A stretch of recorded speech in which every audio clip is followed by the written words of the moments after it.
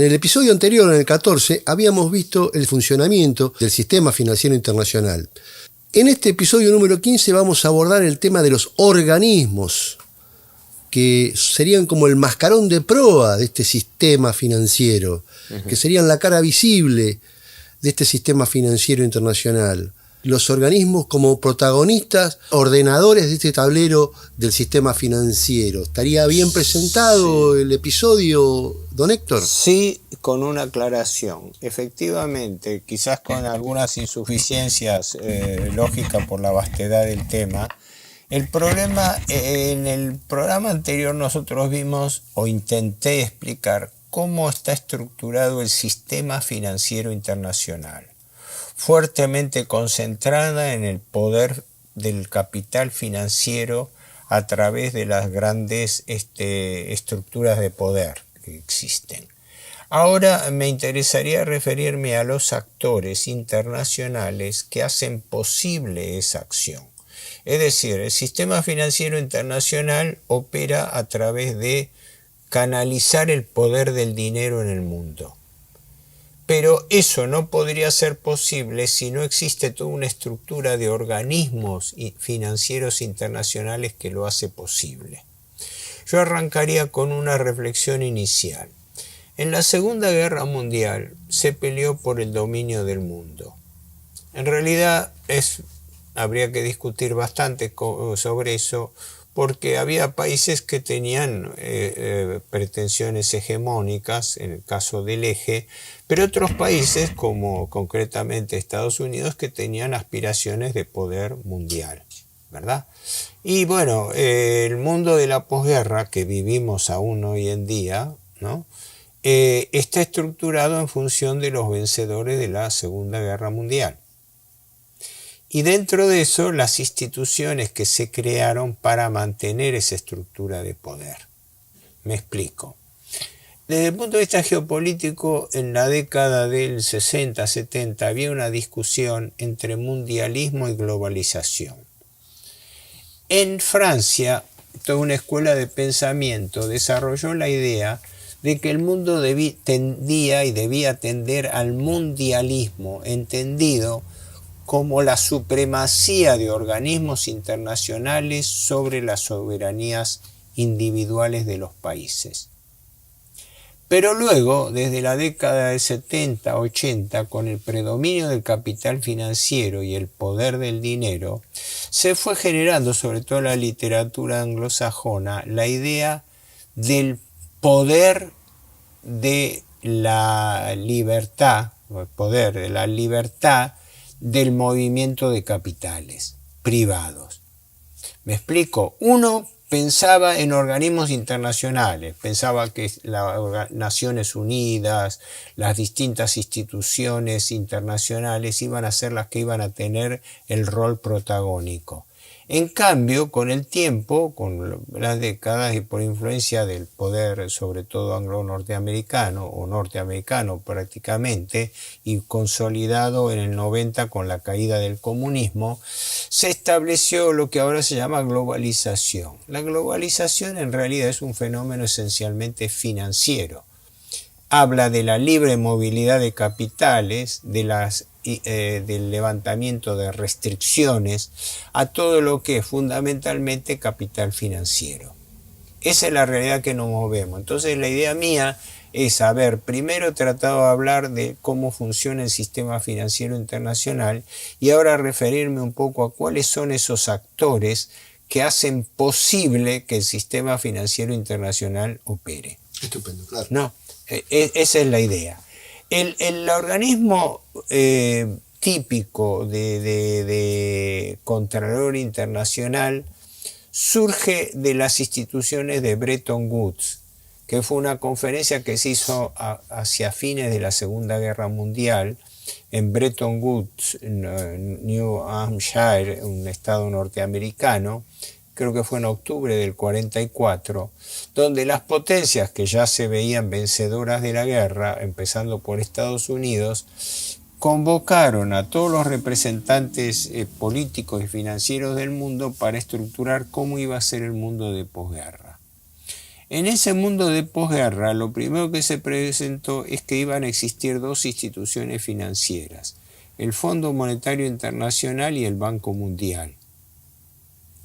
El Fondo Monetario Internacional, hay que recordarlo, fue constituido como una organización que tenía por finalidad suministrar liquidez, es decir, dinero a corto plazo, a los países que tuviesen desequilibrios en sus balanzas de pago. Es decir, que entre lo que comercializaban en el exterior, importaciones y exportaciones, en lo que transferían de dividendos, etc., pudiesen compensarse entre sí. Y que cuando le faltaba plata había un organismo internacional fuertemente influido por los Estados Unidos, que eran el vencedor de la guerra y era el que tenía mayor capital disponible, por eso ellos tienen la mayoría del capital accionario del Fondo Monetario, del Banco Mundial. Entonces esos organismos intervenían para asistir a esos países. Idea que teóricamente parece buena. Mientras que en cambio el Banco Mundial era un banco. Un fondo es, por así decirlo, como un club. Cada uno es un aportante. El banco es distinto. El banco tiene fondos que toma y préstamos que da. Y el Banco Mundial, que en realidad se llama Banco Internacional de Reconstrucción y Fomento, fue hecho para reconstruir las destrucciones de la guerra. Sobre todo las destrucciones que las hizo el bando aliado, ¿no?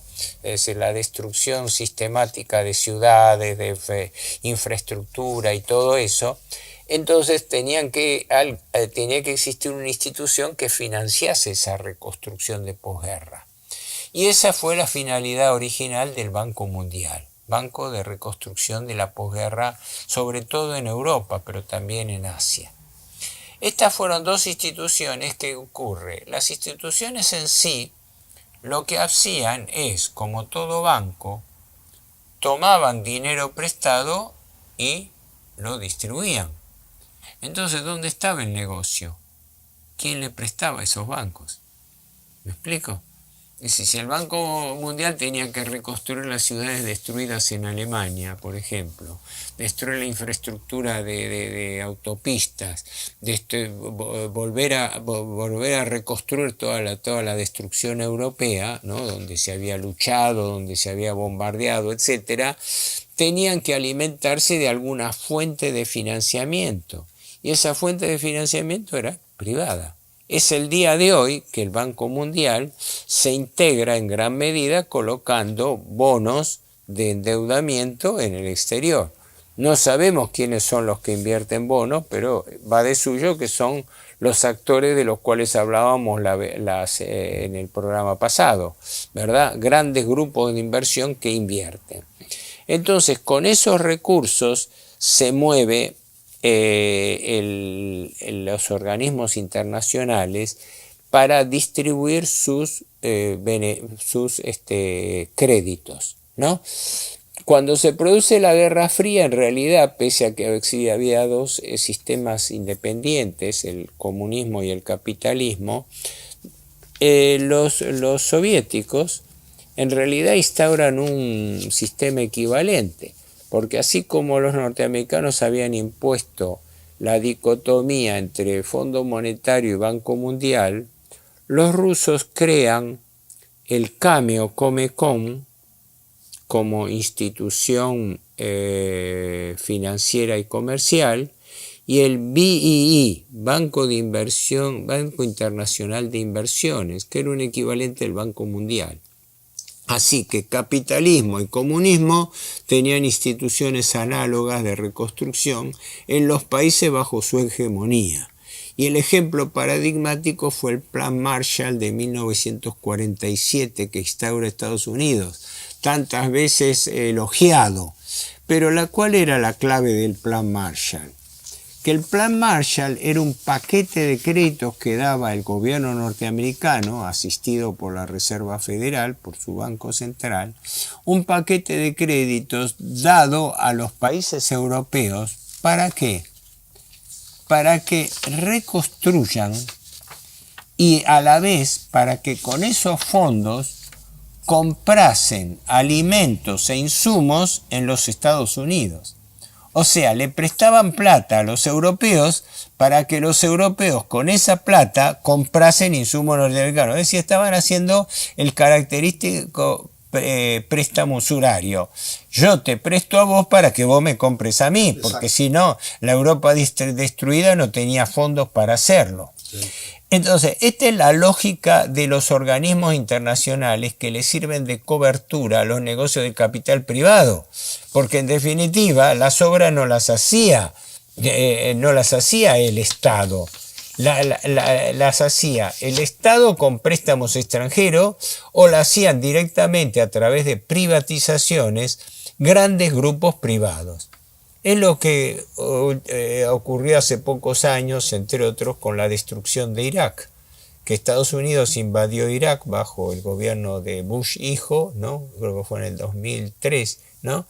Para hacer pomada del país y todo, y luego empresas del grupo Halliburton, que estaba vinculado con la CIA, ¿no?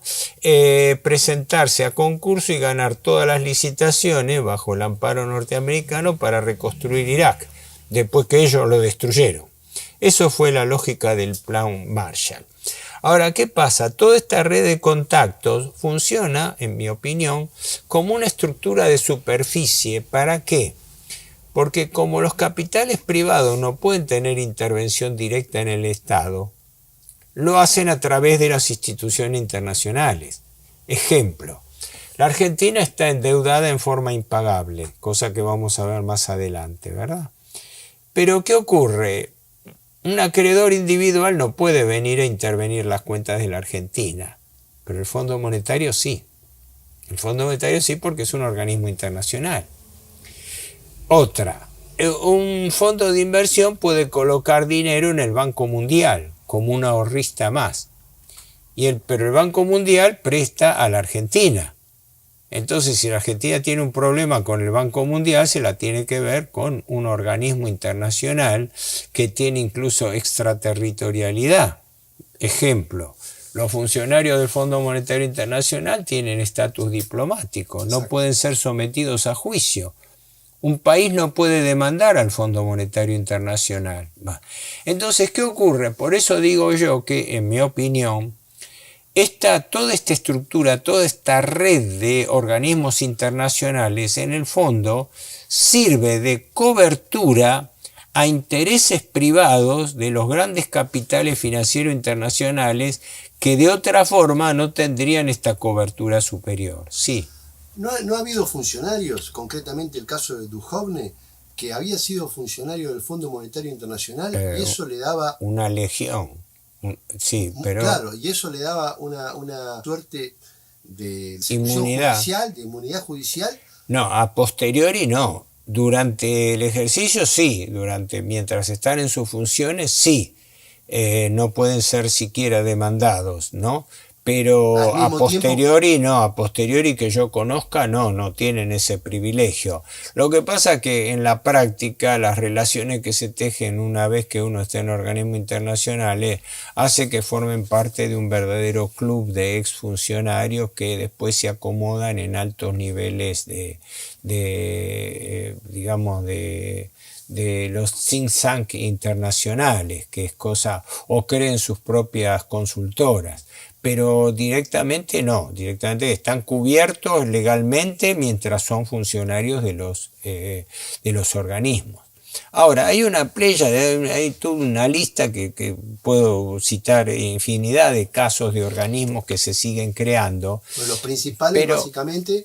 Pero claro, sí. Pero los principales de todo están en un actor poco conocido, que es el BIS de Basilea. ¿Quién es? El BIS de Basilea es independiente de Naciones Unidas, ojo. Las organizaciones de Naciones Unidas son hoy, porque el comunismo ha desaparecido y ya no existe más Comecon y Banco de Inversiones, ahora hasta Rusia y China son miembros del Fondo Monetario Internacional, así que ahora está unificado el sistema financiero de los organismos internacionales. ¿Qué pasa? En el marco de las Naciones Unidas, bajo el Fondo Monetario y el Banco Mundial se han centralizado las principales funciones de crédito y manejo del sistema financiero internacional. Pero independientemente de eso, existe el BIS, el Banco de Pagos Internacional de Basilea, en Suiza, que fue creado en el año 1931, porque en el año 31 existía el problema de las reparaciones de guerra de Alemania, de la Primera Guerra Mundial. Cuando Alemania pierde la Primera Guerra Mundial, es condenada a pagar indemnizaciones impagables durante 66 años a los aliados. Y a su vez Estados Unidos, que había sido el gran prestamista de la guerra, se queda en su favor con créditos millonarios de los países aliados, Inglaterra, Francia, Bélgica y todos los países que habían recibido ayuda norteamericana durante la guerra.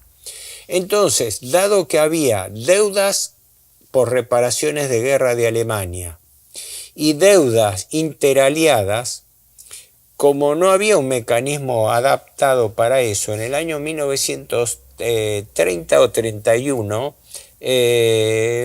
1930, justo cuando estallaba la crisis del 30, en Basilea se crea un organismo que es este que existe hoy en día y es poderosísimo. Yo creo que es más poderoso que el Banco Mundial, que el Fondo Monetario Internacional, que es el BIS de Basilea, son las siglas de Bank of International Settlement, o sea, Banco de Pagos Internacional. ¿Pero qué función específicamente que tiene? La función que tiene es coordinar la labor de todos los bancos centrales del mundo. Apa. Recordás que cuando en programas anteriores, 2 programas atrás, hablamos del Banco Central, nos hicimos la pregunta de toda esta gente que pide la independencia del Banco Central. Si el Banco Central no depende del Estado, ¿de quién depende? Depende del BIS de Basilea, que es el que fija las normas internacionales que tiene que cumplir todo Banco Central y que concentra la regulación bancaria internacional de todos los bancos centrales del mundo, y que es tanto más importante y pesado que el Fondo Monetario Internacional. Que es un privado, entonces. No, no es privado, es público, mejor dicho, es mixto, porque hay bancos centrales que son privados. No, me refiero al BIS de Basilea. El BIS de Basilea está integrado por los bancos centrales del mundo. En la práctica lo integran unos 30, 35 o 40, que son los más representativos, porque los otros son por ahí republiquetas de Oceanía, de Iberoamérica, que no tienen ningún peso.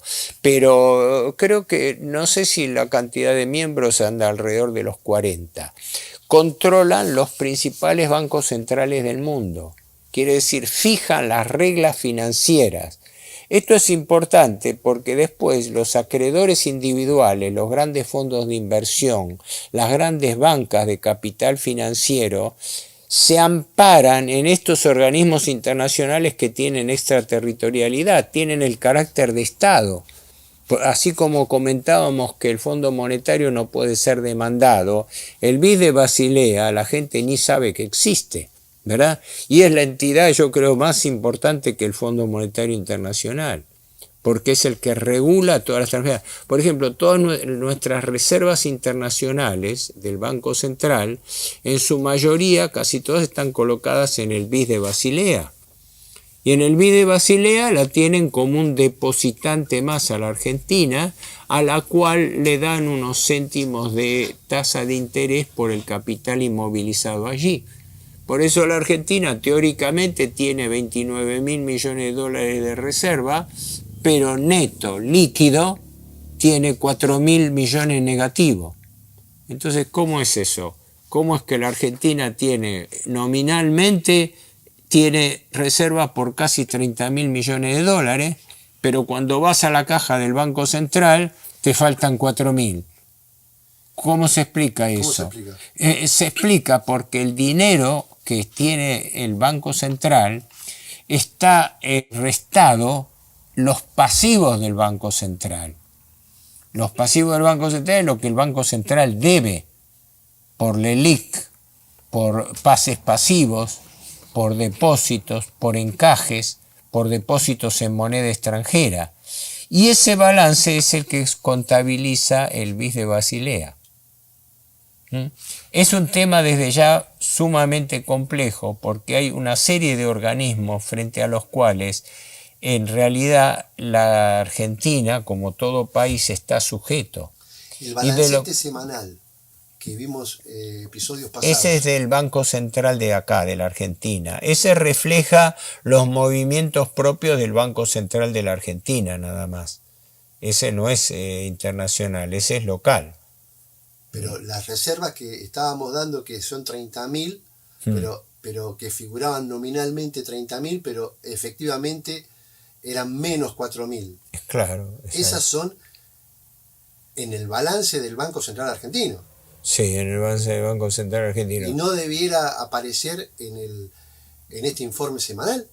No, las reservas netas no se computan oficialmente. Las reservas netas son producto de un cálculo estimativo que se hace diciendo, en el activo tengo tantas reservas, pero en el pasivo tengo tantas deudas. Cuando hago la comparación me encuentro que tengo más deuda que activo.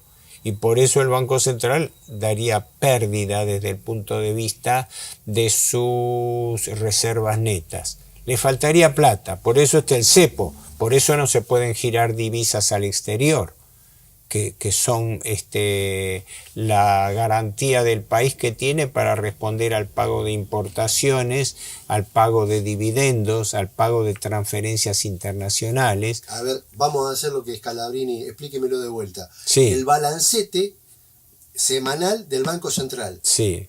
¿Qué explica, a diferencia del balance del Basilea, del Banco Central Argentino para Basilea? No. En relación a Basilea, lo que tiene el Banco Central es que es un banco adscripto más, un banco socio más que el banco que los demás bancos del mundo, ¿no? Desde ese punto de vista, la relación que tiene es que en las reservas internacionales de la Argentina, que son unos 30.000 millones de dólares, 29.000, yo dije que la mayoría de esas reservas está colocada en el BIS de Basilea. No están en la Argentina. No están en la Argentina, están en el BIS de Basilea. O están en la City de Londres, porque, por ejemplo, el presidente Macri transfirió 11 toneladas de oro a la City de Londres, al Banco de Inglaterra. ¿Son reservas genuinas? Son reservas nuestras, pero están en el exterior. Quiere decir que en la práctica, como yo vengo diciendo hace tiempo, es lo mismo que si estuvieran prendadas. Si no pagás, me adueño del oro que me giraste. Eso es en la práctica. Macri giró todo el oro que disponía. Totalmente todo el oro no, quedan unos 3.000 millones más acá en la Argentina, pero giró, el equivalente ahora no lo tengo exacto, pero sé que eran 11 toneladas de oro. 11 toneladas. Sí. Eso lo hizo el gobierno Macri. Por eso digo que desde ese punto de vista, ahora, todas esas cuestiones que son harto complejas, las maneja el BIS de Basilea. Y de lo cual el argentino medio no sabe ni siquiera que existe, ¿no? Estamos acostumbrados a hablar de bancos tranquilamente, como diciendo, sí, el Banco Mundial, por ejemplo, presta a la Argentina. ¿Pero para qué presta a la Argentina? El Banco Mundial está para prestar por proyectos. Pero el Banco Central, por ejemplo, presta por programas. Uno de ellos, hace años, cuando lo inauguró Duhalde en el año 2002, es el programa Jefes y Jefas de Hogar, ¿verdad? Sí, lo hablamos. Entonces, la pregunta de lógica es esta. ¿Por qué diablo la Argentina se endeuda en moneda extranjera con el Banco Mundial y queda con una deuda en dólares si el plan Jefes y Jefas de Hogar se paga en pesos en la Argentina? Para eso le conviene más emitir plata que pedir prestado pagando interés. Lo que es importante en esto, por eso no quería que se pierda el hilo con la disertación anterior, es que existe un complejo sistema financiero internacional privado por el cual la estructura de poder mundial está altamente concentrada en fondos de inversión y bancos. Pero esos fondos de inversión y bancos son casi imperceptibles a la opinión pública porque trabajan en secreto, nadie sabe quién es dueño de nada. El secreto es la base de la corrupción, ¿no? Entonces existen estas instituciones internacionales que se alimentan del sistema. Ejemplo concreto, el Banco Mundial. El Banco Mundial, lo mismo que el BID, el Banco Interamericano de Desarrollo, y que todos los bancos, tienen su propia lista de proveedores y de contratistas. Cuando a uno le prestan dinero para hacer una obra pública, por ejemplo una carretera, normalmente le exigen que sea una licitación internacional. Y en esa licitación internacional solamente pueden intervenir la lista de contratistas que tienen ellos, que pueden ser o no argentinas, pero normalmente son internacionales. Cuando se hace una licitación del BID, del Banco Mundial, etc., rige este criterio. Quiere decir que, en definitiva, ¿cuál es el balance de situación? Que estos organismos internacionales son un mascarón de proa de los capitales financieros que están atrás. Este es el tema. O sea, existe un sistema financiero internacional privado que controla el mundo a través del poder del dinero, el capital financiero. Pero ese capital financiero, aparte de ser secreto, de no conocerse, opera a través de los organismos internacionales. Porque cuando el Banco Mundial le presta a la Argentina, ¿de dónde sacó la plata el Banco Mundial? De la banca privada. Cuando el BID le presta a la Argentina, ¿de dónde lo saca? No, también de aportantes privados. Y el CLACAF, que ahora se llama Banco Interamericano Banco Internacional de Banco de Inversiones Centroamericano, y así sucesivamente. Por eso el juego de la Argentina que tendría que tener es, dentro de este esquema, ir, en mi opinión, desvinculándose progresivamente de los organismos financieros internacionales, porque le prestan plata en moneda extranjera, en realidad, para que el país no es que pague sus necesidades, sino que no le deje de pagar a los acreedores externos. Le prestan plata para alimentar el pago a los acreedores externos. ¿Qué es lo que ocurre con la deuda pública? El Fondo Monetario le presta a la Argentina para que le devuelva su dinero, pero para que tenga plata para no interrumpirle los pagos al resto de los acreedores financieros de la Argentina. En consecuencia, estas instituciones internacionales son básicamente intermediarios entre el sistema de los grandes bancos y fondos de inversión y los países. Y como tienen estatuto internacional, cuando el país firma un acuerdo con el Fondo Monetario, por la Constitución, artículo 22, tienen el equivalente a tratado internacional. No es chiste, cuando la Argentina firma un acuerdo con el Fondo Monetario Internacional, equivale a un tratado internacional. No es que está tomando un préstamo así aislado. Y lo mismo ocurre con los restantes organismos, algunos de los cuales ni siquiera se puede desvincular. Esto es lo que, no sé si queda claro. Estaría bien decir, don Héctor, que organismos como el Fondo Monetario Internacional, que muchos periodistas o economistas del establishment nos lo presentan como un organismo que viene a ayudar a los pueblos necesitados. Sin embargo, es un organismo que representa al poder financiero privado. Exacto. Es decir, yo lo precisaría así. El Fondo Monetario no ayuda a los países, ayuda a los acreedores de los países.